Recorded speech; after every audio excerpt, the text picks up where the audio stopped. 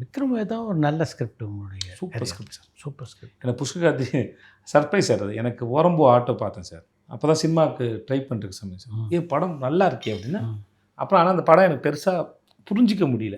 அப்புறம் நண்பர்கள்ட்ட உட்காந்து கேட்டேன், இது என்ன, இது எப்படி இருக்குது இந்த படம், ஏன்னால் இந்த படம் எனக்கு பிடிச்சிருக்கு அப்படின்னு. அப்போ அவங்க அந்த ஸ்கிரிப்டோட பற்றி பேசினாங்க, இப்படி போகுது அப்படின்னு. அப்புறம் வாக் வாட்டர் கட்டிங் வந்தது. ஏன்னா அது ரொம்ப ரொம்ப பிடிச்சிருந்தது, சூப்பராக இருந்தது. வாக் வாட்டர் கட்டிங்கில் ஆடிஷன் போயிருக்கேன் நான். அப்படியா? ஆடிஷன் போயிருக்கேன், எனக்கு வாய்ப்பு கிடைக்கல. ரொம்ப பிடிச்சிருந்தது. அவங்களோட 3வது படம் விக்ரம் வேதா. அது வாக் வாட்டர் கட்டி 7 வருஷம் கழிச்சு எடுத்தாங்கன்னு நினைக்கிறேன். பெரிய கேப். அது நாகர்கோவிலில் வன்மம்னு ஒரு படம் ஷூட்டில் இருந்தேன். அப்போ தான் வந்தார் புஷ்கன் காயத்ரி வந்தாங்க. 2 நாள், ஃபஸ்ட் ஹாஃப் ஒரு நாள், செகண்ட் ஹாஃப் வச்சோம். அதுக்கப்புறம் தான் அது வந்தது. அந்த ஐடியா கேட்டோன்னே நான் வந்து பிரமாதமாக இருக்குது சார். இத்தனை நாள் இங்கே இருக்குது, யாருமே இதை தொடவே இல்லைல்ல. விக்ரமாதித்ய வேதாலே நம்ம எவ்வளோ நாள் அந்த கதைகளை very very well own script. Super script, ஃபென்டாஸ்டிக்கான ஒர்க் அது.